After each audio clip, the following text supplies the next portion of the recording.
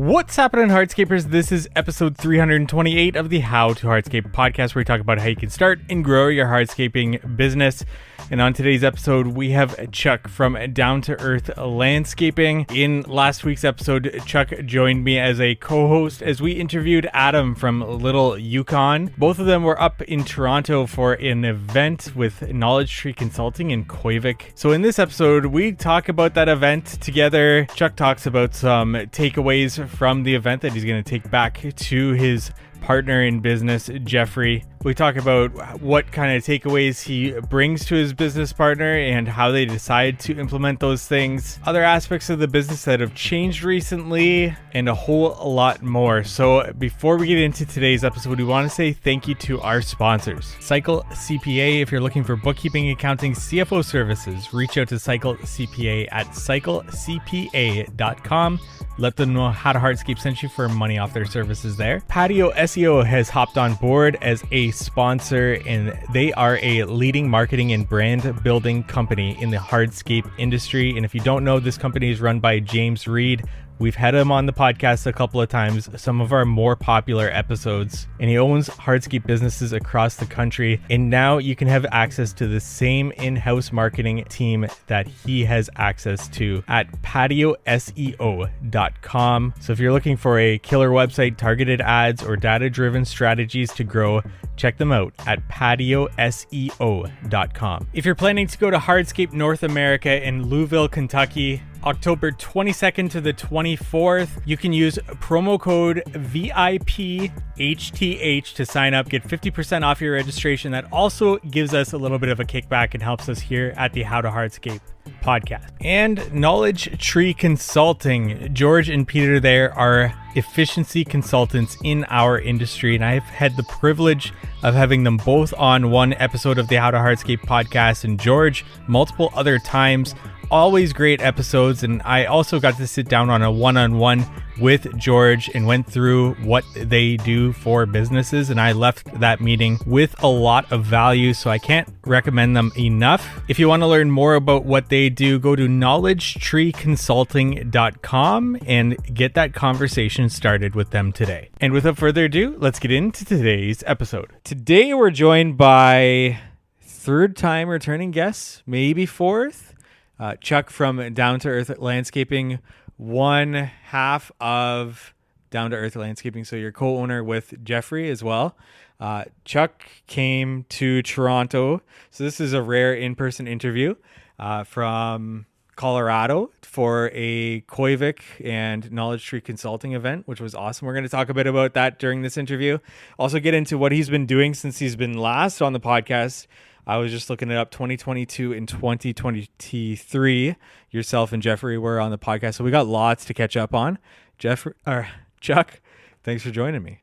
Yeah, thanks, Mike. It's cool to be on your home turf. Yeah. My first time to Toronto, and do this in person makes it that much better.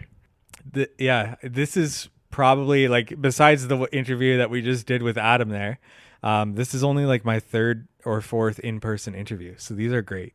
To be actually to like we can make real eye contact. Yeah, absolutely.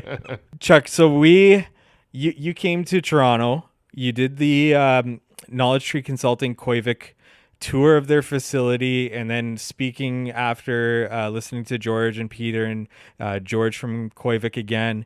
You then did a tour with Oriole Landscaping, and then today we just did a bunch of job site walkthroughs with COIVIC, who was very generous to give their time to show us around. That's a lot that's gone on the past few days. What are some things that like really stood out to you, stand out to you, that especially with your little note-taking gadget that you have that you're going to be looking back on, and especially since Jeffrey's not here, like what does that communication look like with him going forward and what you've seen? But first off, like takeaways from this past week and what's really stood out to you. Yeah, a lot has stood out. This is day 5 of being here, and we've had a lot of jam-packed days. So lots of good stuff. I think we just saw the city for the first time today. So full days, networking, learning, understanding what the best in the biz do, and The knowledge tree consulting piece of this was awesome. George and Peter are great. George at COIVIC was so incredible. He has a very inspiring business and setup. And so there's a lot of really, really good takeaways by spending just time with those guys and asking them questions and hearing the history and what works and what doesn't. And everybody's a little bit different too, and how they operate. But so many good takeaways, so many brilliant people, and obviously like the networking and meeting everybody kind of more on our level too. I think this is going to be a very energizing week going back, especially to finish the second half of the year off strong. My biggest thing is trying to absorb as much as possible and take as many notes as possible, thanks in part to the Plod.ai. So I need to organize those notes. But I really wanted to take a lot away from this week, take it back home, share all the positivity, share new pieces that we can introduce into our business with Jeff. And, we got a few months left of this year. So we really want to make sure that we're capitalizing on that time, finishing the year strong, and, progressively bringing things into our business to help streamline and create these systems and processes that work for us, and just continue to build off of that. When you come to an event like this, are you trying to absorb it all in and come back with as many points as possible? Or are you really just trying to find one, maybe two things that you can go back home and implement? Or are you just looking for inspiration for what the future could look like at Down to Earth? All of the above, for sure. The inspiration is, that's driving enough. The first two pieces of that question, I think, are really well said. The first piece of it, coming to these events and soaking up as much information as possible and taking it back is great. When you have the opportunity to spend multiple days with CEOs of, legacy companies in Toronto, 30, 40 years in business, have kind of taken over the market. When you get time to spend with both of those CEOs and founders for several days, there's going to be so much knowledge shared and so much to take back, right? The second part of that question, do you try to take back, one or two tidbits that you can,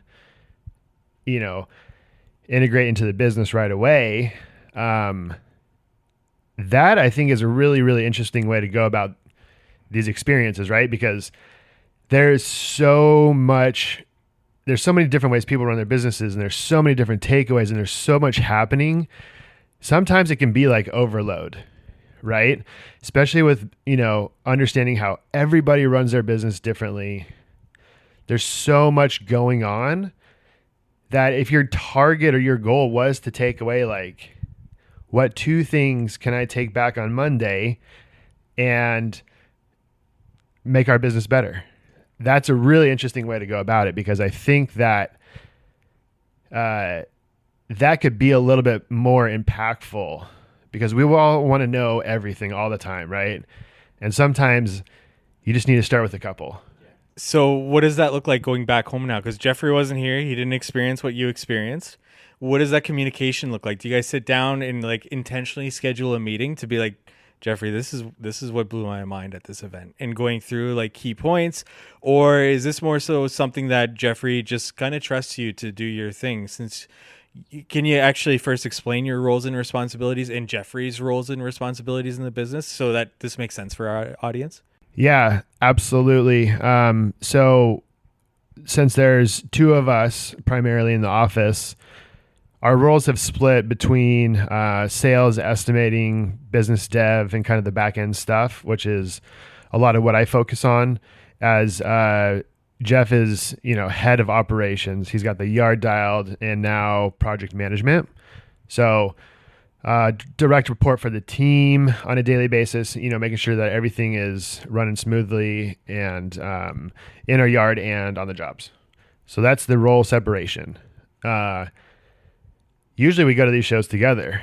So this will be interesting. I mean, And your roles and responsibilities, what are they? oh yeah, sorry. So like my side of it is the sales and estimation and business dev and back end stuff, and he focuses on the operations. Okay. Yeah. Good clarifying question. Yeah, usually we come to these shows together. So I've got so many notes. I want to sit on the plane and watch the videos I took and all the plot notes and summarize.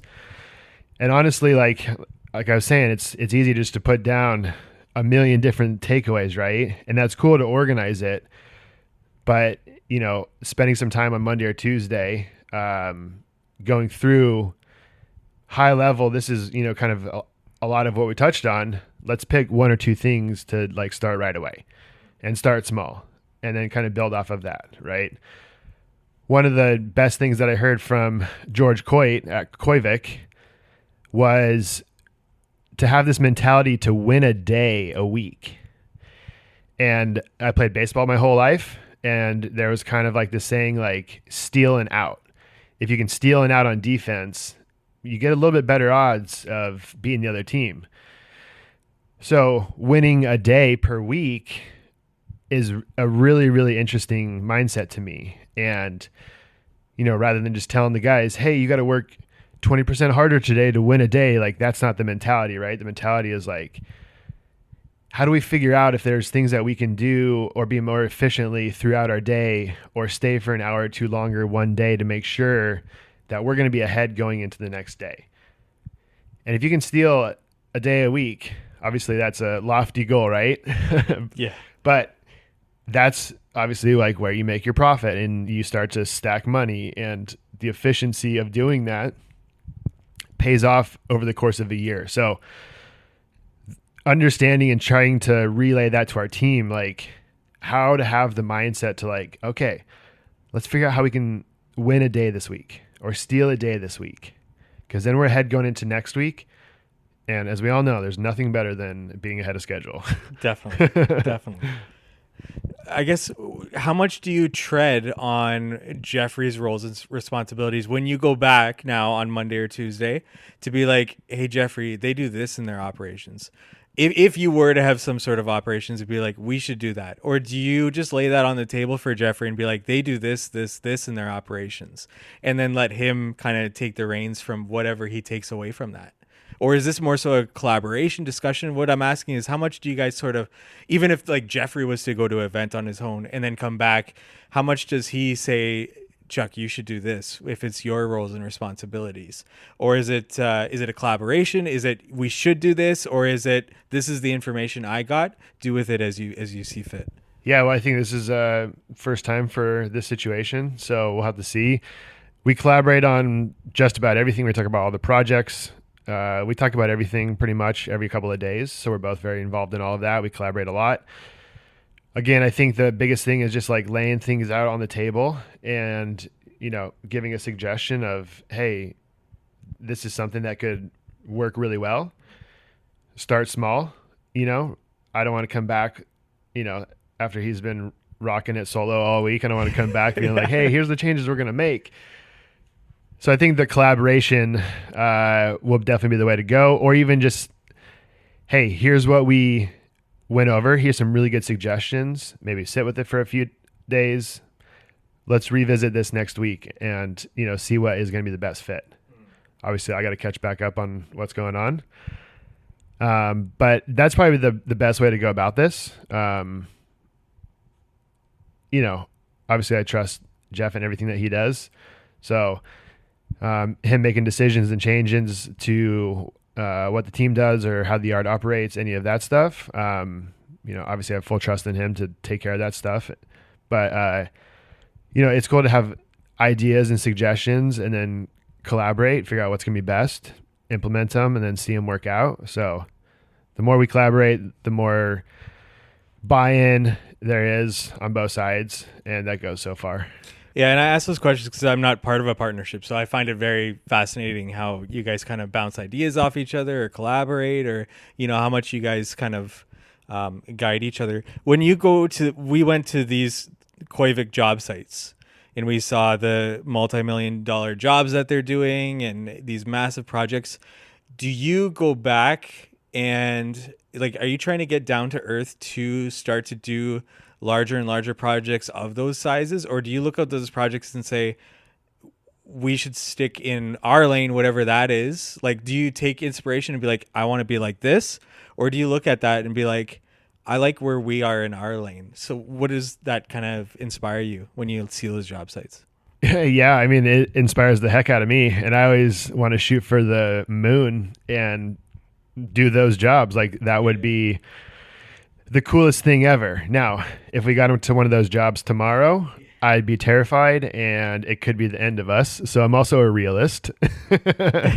I mean, what we saw today was the best of the best that there is. I mean, some of the places that we saw today were just mind-blowing. And, you know, I think the biggest, we're not going to get into those projects tomorrow. Is it goals? Yeah, absolutely. You know, that's also 40 years of putting in the work to build a brand and build relationships and have a incredibly strong leader at the top. For me, the biggest takeaway is just like pure excellence. The scale doesn't matter, right?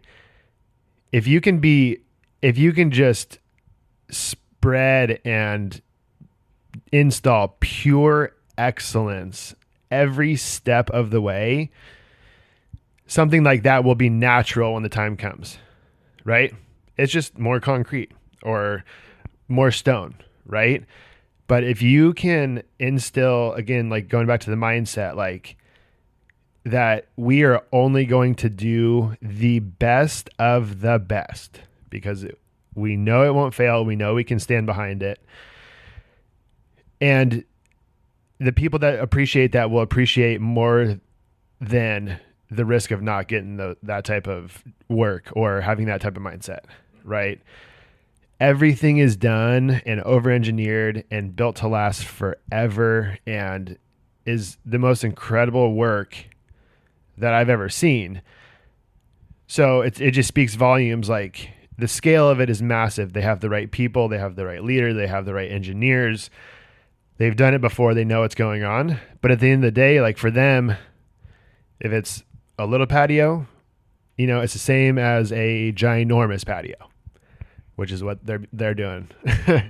So that, I think, to me is like, obviously, like, that is major goals. That is so cool. Would it be cool to do it? Yeah. We would get murdered if we did a job like that anytime soon. Yeah. But bringing that scale of excellence to the jobs that we're doing, that would be the mindset shift and the huge takeaway. I would say that's my biggest takeaway too, the way they install things, and they're, like you said, excellence on every project. I look at those job sites and I think, I never want to do this. I want to stick in my lane, but the excellence that they talk about on every single job site, that's what I want to, like, that was my main takeaway for sure. Because that stuff comes natural. Yeah. I mean, even if you're a one-team show, but you are pure excellence 100% of the time and everybody knows you for that, people will seek you out, and that's like the natural path. Right. You don't have to have an empire to get those jobs. But if you're excellent in everything that you do, every little detail starting now, that's just the natural progression. You know what I mean? Yeah. It's so cool. It's so cool. So how long has Down to Earth been in business? 8? So 2025, this is technically our 13th year. Okay. We, right before 2019, we sold our maintenance division and rebranded and made a whole bunch of changes. So that was kind of our rebirth. So, 5-6 years ago was kind of the rebirth of what we're doing today: landscape construction, design and build. Let's say that 13 years. So COIVIC has just hit their 45th year. So what I'm getting at is 32 years down the road, do you want to be what COIVIC is doing? and where COIVIC's at? Is that like the goal? Do you guys set those long-term goals, or like is it, like you said, just a natural progression that if you get there, you get there? Just focus on what the projects that you're doing right now and do the excellence project by project. We don't do a great job of setting goals. That's kind of our push here in the next year is kind of really coming up with a plan. And I don't either. I'm a terrible goal setter. Goals in 32 years, I would absolutely love to be in that position. No doubt. Their structure is a little bit differently than most, and probably not the best for a company our size with aspirations of getting there, just the structure. But they've got it nailed down, and that's all that matters. I hope to be there on our own timeline and a way that's organic. But I would love to do that. If my day was driving around Bridle Path and Forest Hill all day, in a heartbeat. The rebrand, I remember the rebrand and following you guys through that on Instagram. The last time we had you on the show was 2023, was with a roundtable, and that was with NRX. And then we did an interview in 2022. I'm sure lots of things have changed in a matter of 2 years, 3 years, whatever we're talking there. Can you talk a little bit about any processes, systems, or the way the company functions, or things that you guys have implemented in those past 2-3 years since we last spoke? Yeah, the last 2 years have been a little bit up and down, as I think a lot of people are feeling that.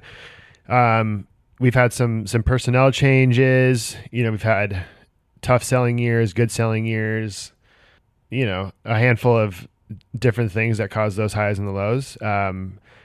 Ultimately, like right now, I think we're in a very optimistic mindset, kind of moving forward to finishing the rest of this year, to potential new team members, and kind of restructuring how for the long term right now. So we're very optimistic right now. We're still rocking with 2 install teams that we really kind of maximize the production from. They do a great job.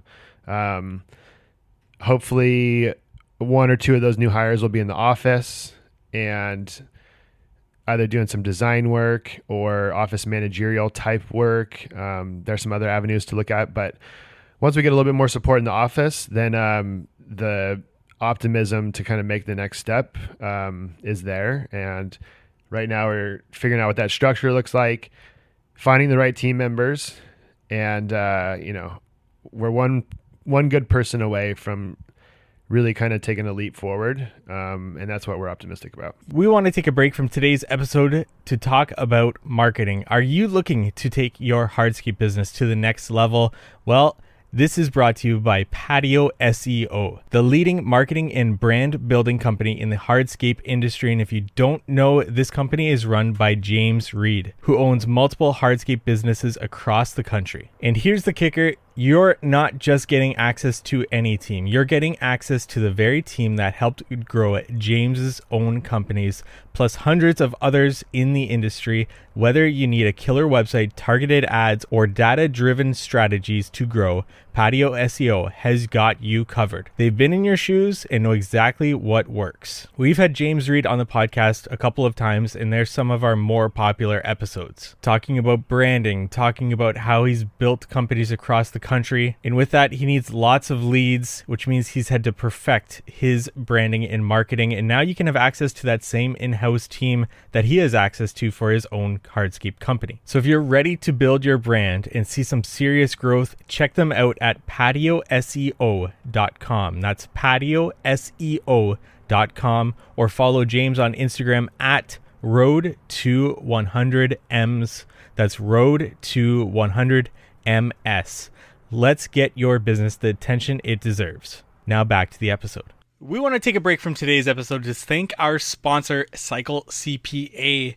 It's crucial to review your financial statements on a monthly basis so you can diagnose areas for improving your business's financial health early before they become significant issues.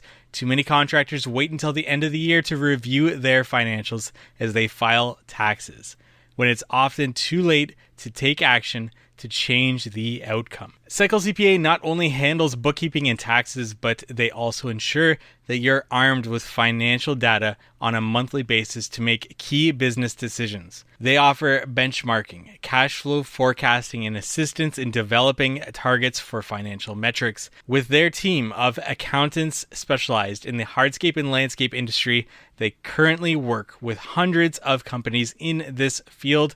Visit cyclecpa.com, and for $200 off, mention the How to Hardscape podcast. Now back to our episode. You did just lose a project coordinator. Yep. Can we talk about how that happened, why that happened, and takeaways that you can put into business practice to hold on to somebody? Like what happened in that situation that they left? So, kind of backstory, this person that we hired at the beginning of this year is someone that we've known in the industry, is very well respected for his knowledge and expertise. It was kind of a joke for the last handful of years. It'd be really cool if we could get this person to work for us. And, we're very optimistic going into it. There's a lot of learning pieces, all these opportunities of maybe not reaching your goal or succeeding like you would like to. Those are all opportunities to learn, right? So we had never hired for this role before, and we weren't clear enough, and we didn't set well enough expectations, and we didn't train this person well enough from day one. And because it's only Jeff and I, we're very involved in all the decisions, and it's not a micromanaged standpoint. It's just, that's how him and I operate. And when we have another person, we keep that kind of structure the same, right? So without setting the expectations up front of how we do things, the way we do things, why we do things, from estimating to project management to install techniques to install materials, that kind of thing, we didn't set that expectation from day one. So when things weren't aligned with how we would have done it, naturally it's easy to point the blame on somebody. But if we didn't communicate up front, or we didn't set those clear expectations or train that person well enough this is exactly how we do things, and this is exactly how we want you to do things because that's our system and it works for us, then the only person that we can blame is ourselves. So he realized that he's not going anywhere in this industry. We're not going anywhere in our industry. So rather than having this thing blow up, he put in his 2 weeks, and it was a shock. I think any of these decisions that aren't ours or that we don't have control over can naturally be a little bit tougher. But in the long run, I think it's definitely the right move for both of us. Maybe we come back together at some point, but we weren't ready for this brand new, really powerful person in a really prominent role that we had never had before. And so there's lots of takeaways. You can only do that if you reflect. And that was just recently. He was actually going to be here in Toronto this week with me, but obviously didn't make the trip, but he put in his 2 weeks. He worked the 2 weeks out. He was very respectful. We had a great exit interview. It all ended amicably. Maybe he didn't say everything that he wanted to, but, going back to expectations too, we do have very high expectations of ourselves, of each other, in terms of Jeff and I. So, we want the best for everybody, and we've got some things really, really dialed in. And so we had these really high expectations because we really want to get the full potential out of people. And that's always our goal. But if you don't set that benchmark or make that clear from the very beginning, then how can you in the world expect that? And if it's not up to your standards, you're always going to fight it. And So it didn't work out, and it's unfortunate for everybody, but it ended well. There's good takeaways for us, and now we have an opportunity really to kind of restructure how we want to do this thing for the long term, and not maybe based around restructure around a certain person or a certain role. So will you guys hire another project coordinator then? Or is that something that you're thinking a different role for the next hire? Yeah, I think our next hire is going to be a different role. Maybe that role wasn't as needed as we thought too. So Jeff's going to take over managing the majority of projects. I'm going to manage a handful of projects. And so we'll get all of our project management done that way. And, we're not big enough where we need somebody to, manage a whole bunch of teams and a whole bunch of jobs. So we'll be able to do it ourselves. We just need a little bit of support, in the office side of things. And then on the design side and, additional sales down the road. But yeah. So two install crews. Did you train those people up to where they are now, or did you hire? So for example, those two install crews, I assume you have some like a foreman position and maybe laborers under them. Did you hire the foreman for the foreman, or did you train those people up within the business? Ideally, we'd like everybody to kind of start at the bottom and work their way up. We've never advertised for a team leader position. Okay. Actually, I lie. One of our team leaders, we did hire 3 or 4 years ago, and we hired 2 new team leaders. So that was the one time that we did actually advertise. So naturally, people with less experience, we really want to hire on character and culture first. And the last handful of years, that's really been our push. And most everybody has kind of started we have a team leader, a lead hand, skilled labor, 1 or 2 of those. So 3 or 4 on a team. So naturally, most of our team members start out as skilled labor, maybe a lead hand, and then kind of work their way up. One of our new team leaders just got promoted from lead hand. He started as a skilled labor 2 years ago. So ideally, you learn our systems, you learn our processes, how we communicate, what the day-to-day looks like, and then, work them up into more responsibilities and higher roles and possibilities that way. And then how do you go about, taking that person to a team lead? When you hire them on and just starting out in the business, do you show them a progression through the business of where they can be at? And how do you, what was the decision like that this person, we make them a team lead, we give them that promotion? What sort of benchmarks did they hit? And do you document these things so you have like a file on each of your employees? We do have a file on each of our team members. We probably don't make as many notes as we should, but obviously all their documentation and whatnot. And this year we're starting to make more of a evaluation schedule. At least just now people are starting to have been with us for 2, 3, 4 years. So keeping those evaluations going and keeping that documentation going, really pays off for that decision making when it's time to move up or not move up. Great. Our lead hand that just got promoted to team leader, one of our team leaders moved on, and he was the lead hand for that position. So it was kind of a natural interim position for him. After a few days of just kind of walking it through with him, we really did feel like he was going to be a great fit.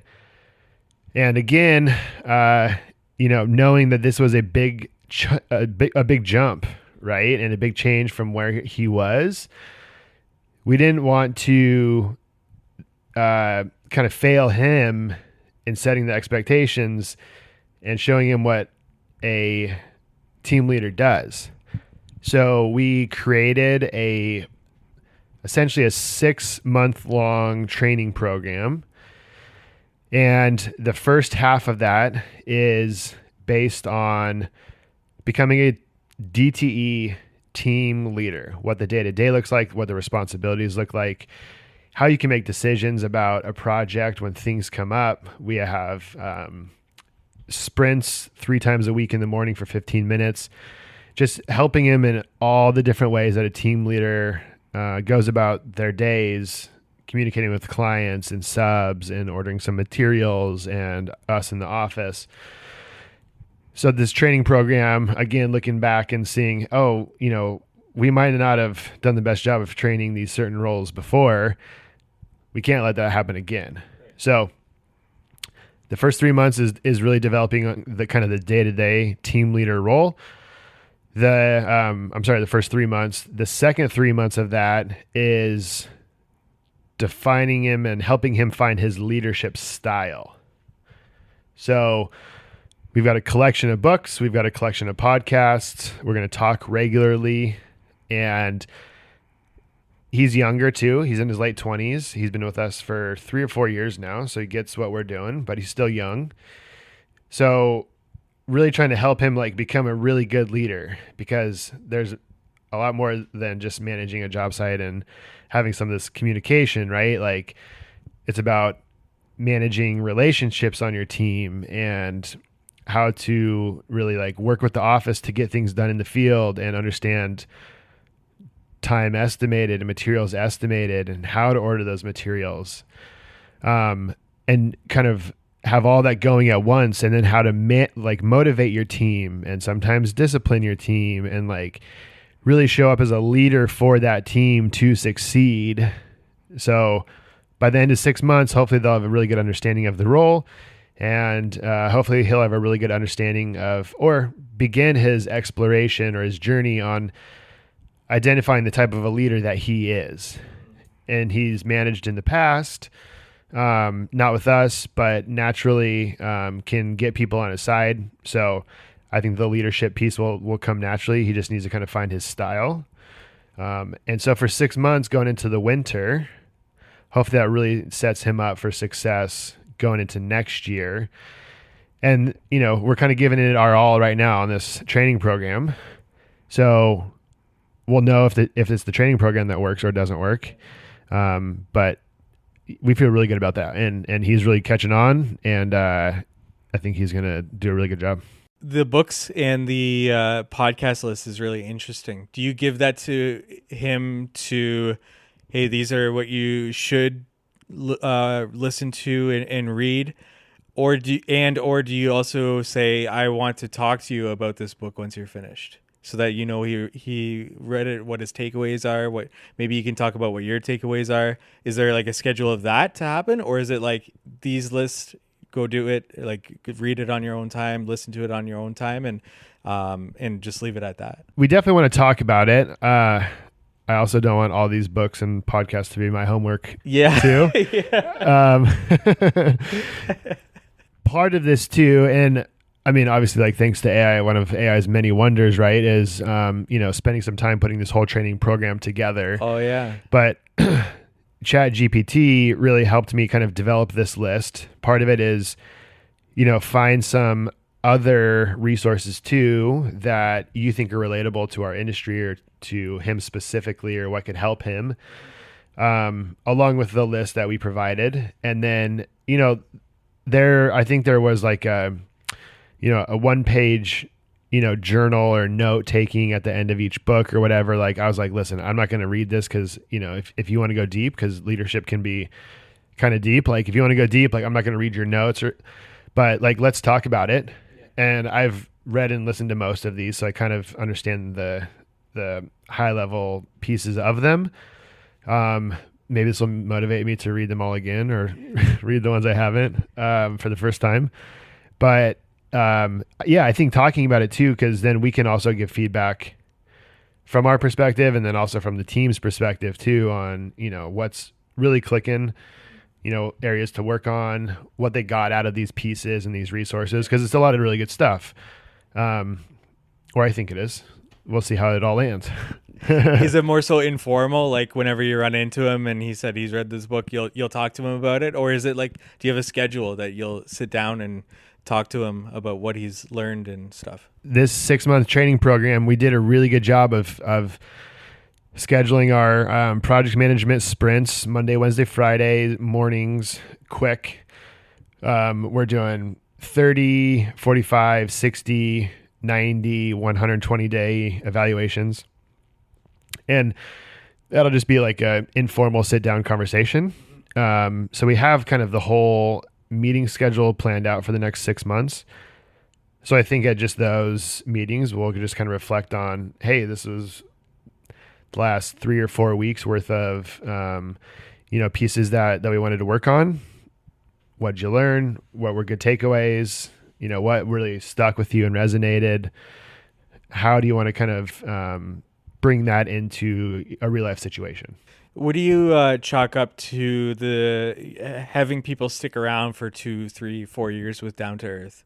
What are some things that make people stay? And do you ask them, like, what is it about Down to Earth that makes you, I guess, not continue to stay with us, but in a sense, what do you like about Down to Earth? And what do you say are the successes of keeping people on for years now? There's a lot of things, we're kind of always trying to improve the culture and make sure we don't lose anybody that we don't want to lose. Naturally, people come and go. The good ones hopefully stick around.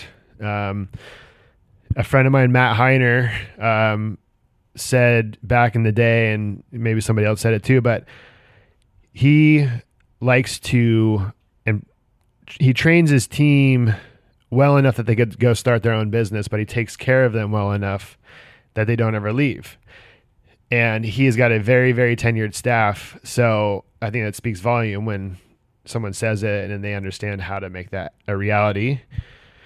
So that's kind of our culture motto as well, to a certain extent. I mean, community is one of our core values. Like, we try to put on for the community of our team. We try to put on for the community of our industry. Thirsty Thursdays and the parties that we have, like, hopefully bring everybody together and understand like that we can have a good time and we can build relationships. So like being interested in your team and having a relationship with them and making sure that you're there when they need you to be there and taking care of them. Obviously, like being transparent about pricing and pay scales, like that stuff helps too. It also, helps to take care of them from the benefits standpoint. But more than anything, I think like building the personal relationship and having that to lean on and like understanding them as a person so that you can be there if they need you personally, or if it comes down to work, that they know that you'll always have their back. So we really want to try to make sure that they feel seen and appreciated, and we're always there for them. Hey, are you planning to attend HNA Hardscape North America, October 22nd to the 24th in Louisville, Kentucky? Well, you can use our promo code VIPHTH to get 50% off your tickets, or you can click the link in the show notes below to register for this. I've gone the past 2 years.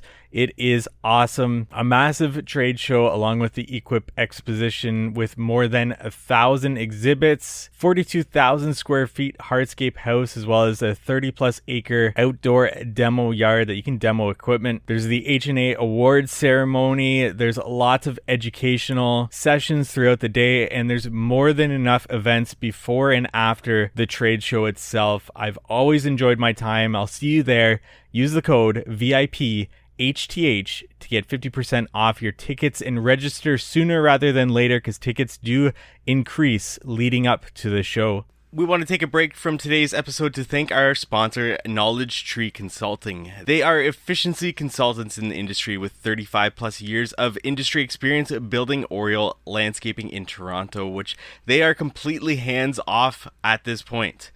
George and Peter have been on the podcast before, and George, on multiple occasions now, I've personally leaned on him to help with the How to Hardscape headquarters software and how we can maximize the efficiency of user experience. And I know the guys at DTE Landscaping, Chuck and Jeffrey, who we've also had on the show multiple times, have hired them on in the past. Check out their consulting services, peer groups, and events that are coming up on their website, knowledgetreeconsulting.com, or check them out on Instagram at joinktc. Now back to our episode. 5 years ago, or about that time, you started working with George from Knowledge Tree Consulting. That also kind of coincides with the time with the rebrand. Was there something that happened about 5 years ago where I don't want to say you guys started taking the business serious, but um, did something happen 5 years ago where you're like, we need to rebrand, we need to bring on somebody that's going to consult with us to help us with a few certain things? Did something happen, or did you just like, no, we're going to take this very seriously moving forward, or something like that? It was kind of over the course of probably a whole year, like the 2019 year. Jeff and I were both doing a lot of the same thing. We weren't fully utilizing like our skill sets. There was a lot of overlap. We didn't have any systems and processes. We were really just kind of butting heads on a lot of things. And it got to a point where, maintenance was becoming a headache. We didn't have good enough equipment, good enough facilities, good enough trucks. We didn't train our team members well enough. So maintenance was a mess. So really kind of like end of 2019, we got to a point where we're like, we got to sell this maintenance because it's just causing a lot of headaches. And all kind of within a year, the plan was to essentially rebrand, bring on LMN as our estimating and CRM and time tracking software. That was all like in 2019, 2020. And so the combination of those things kind of all happening at once, bringing on LMN was a big decision and a big move and a big implementation. So that's coincidentally where we linked up with George Urvari from Knowledge Tree. So we go all the way back to, I think, 2020. And it all started with him trying to help us build out our LMN system. And George was a huge help that whole year. We put in so much time and energy into that system and creating our templates and understanding how to budget and building budgets and building alternate budgets and really like taking the business seriously, right? We didn't have a lot of guidance. We were kind of just working hard and doing what we knew how to do, but there wasn't really like a direction. And so with the software and the rebrand and bringing on George, that was really the turning point for us to be like, holy cow, we're not charging it enough. We don't really understand how to budget. How do we get the jobs we want to get? How do we split our roles and really focus on the things that we're good at so we can divide and conquer, right? So that kind of couple year, right there, 2019, 2020, maybe early 21, were really influential in kind of where we're at now. Not that we've grown exponentially, but we've gained a lot of business acumen and think that we're doing a lot better job. And yeah, George has latched on since. And it's been really, really helpful because he's always there for us. And there have been years where he's like, listen, go focus on the business. Call me when you need me, but we don't need to build out any crazy systems this year. So like the trust was built early on, and he definitely had our best interest at heart. And we would talk to him at midnight Eastern time on the regular. And we would go weeks of, daily calls and progress updates and all of that. And that completely changed everything. So we've got nothing but love for George. And one of the reasons why I'm in Toronto this week, meeting cool people, shooting a podcast in my hotel room. But yeah, I mean, it goes to speak volumes too about just kind of the connector that George is, right? With bringing a bunch of American folks to Canada and kind of bringing this group together. And so now we have lots of, great new connections throughout the States and, continue to build off of our relationships. And that's really what this is all about. Like, just like Adam said, like kind of just like pushing forward and building on what we've got, and sometimes just stepping out of the day-to-day that we're in and like realizing and appreciate that we are doing a really good job and we're working really hard. And a lot of things are figured out really well. We just need to make little steps, and those little steps will add up. And then, we can all feed off of each other's energy and motivation and help, because I think that's the biggest impact on a business is having some sort of support or support group or community to understand that we're all going through this together. How can we all help each other? Because we all are going through the same stuff. Even hearing the COIVIC and Oriole guys talk about projects and, this and that on the job site, it's like we're dealing with the exact same stuff. They're just doing bigger projects.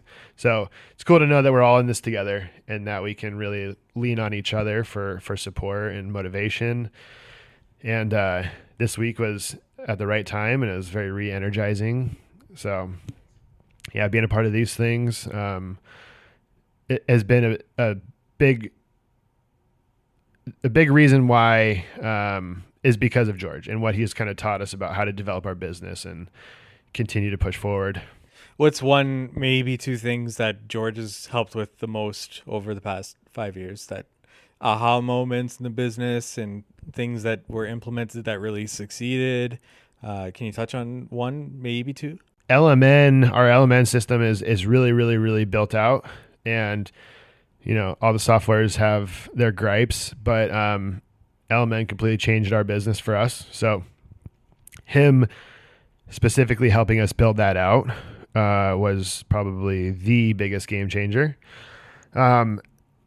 Being up here and, hearing from George and Peter at Oriole and Knowledge Tree Consulting, Peter talked a lot about the culture and how important that is as businesses grow and you acquire other businesses. So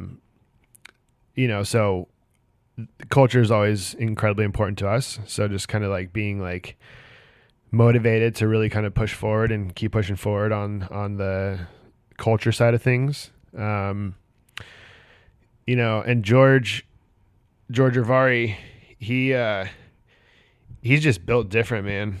He's a machine, and he just energizes you and just instills so much positivity always. And that always seems to hit at the right time. And, that's always one of the best things about, just hanging out with him.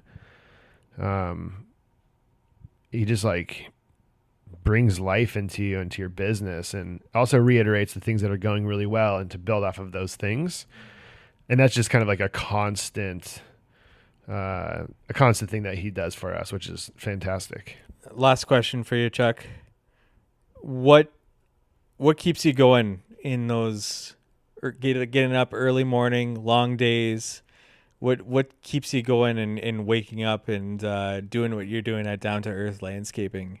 Especially when times are tough, when a project coordinator does quit out of the blue, or something happens with a client or on the job site.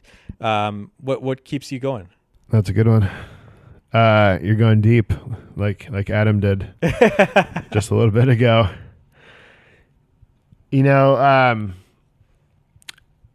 I, in some capacity, like, I want to create some sort of legacy, right? Like, we're all going to die at some point, and our money goes away and everybody moves on. But what are you leaving on everybody else? And, we've got an almost 2-year-old son, Sparky Jackson. He is the man. That probably changed everything, right?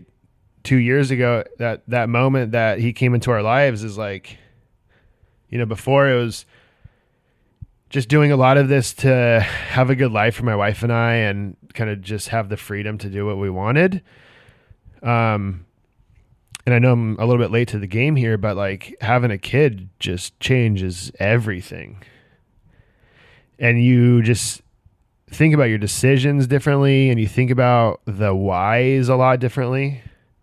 And Adam was just talking about, ask yourself why 5 times, and you'll probably get to the bottom of like why we're actually doing this, right? Because there are definitely days where like I really want to just pull my hair out and I just want to like be done.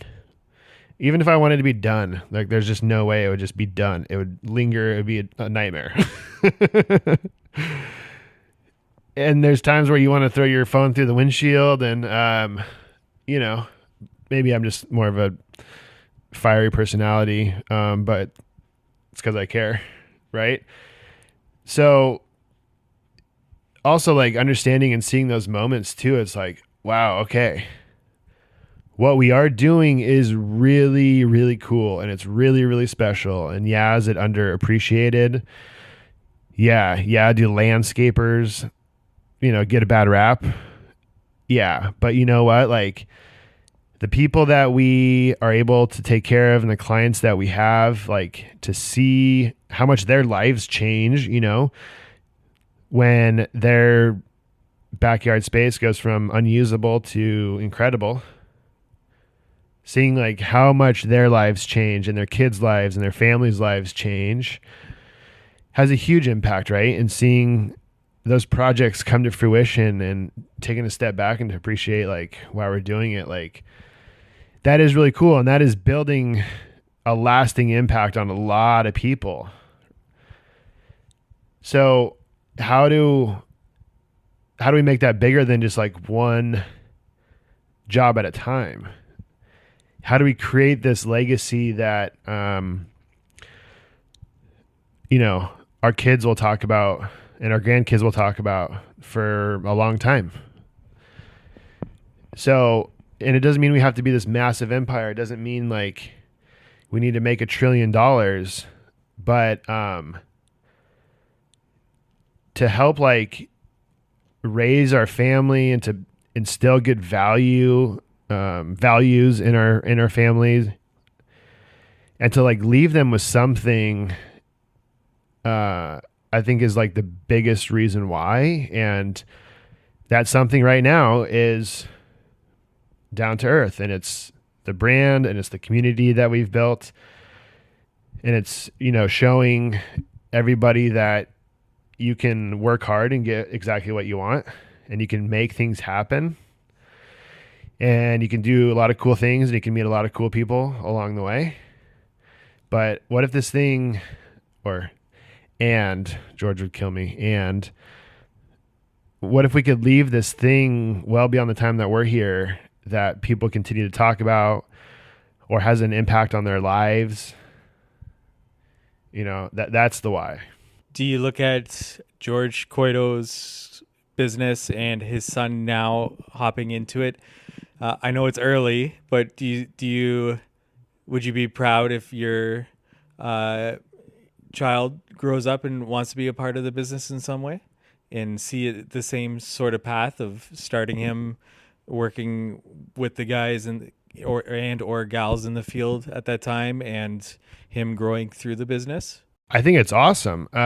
If George's son takes over and continues the brand, like, that's awesome. I also grew up in the trades, so I saw this happen to a lot of families as I was growing up.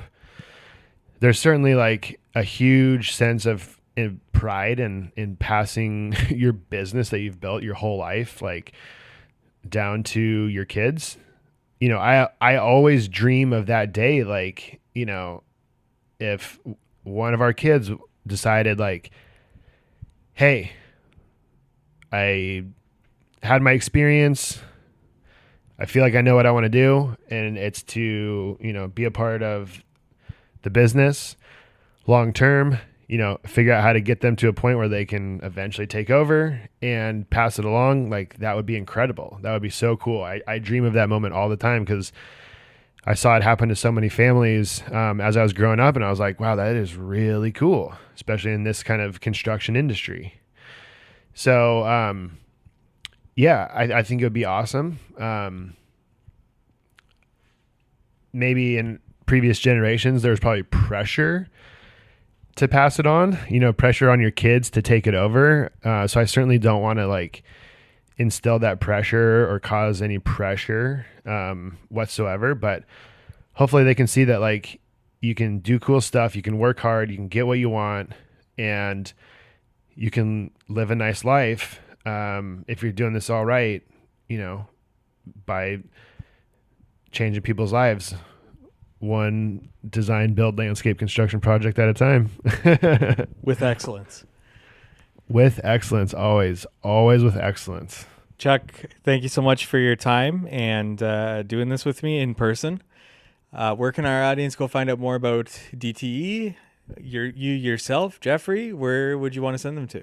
First and foremost, social media at DTE Landscaping Co. Same on Facebook. We'll be on YouTube soon. Awesome. DTE_Chuck G. Although Instagram has been at the bottom of my priority list for about a year now. Yeah, message us, hit us up, whatever. If you can relate, we love meeting everybody, but Instagram is probably the easiest place. And yeah, so thank you, Mike. It's cool to do this in person.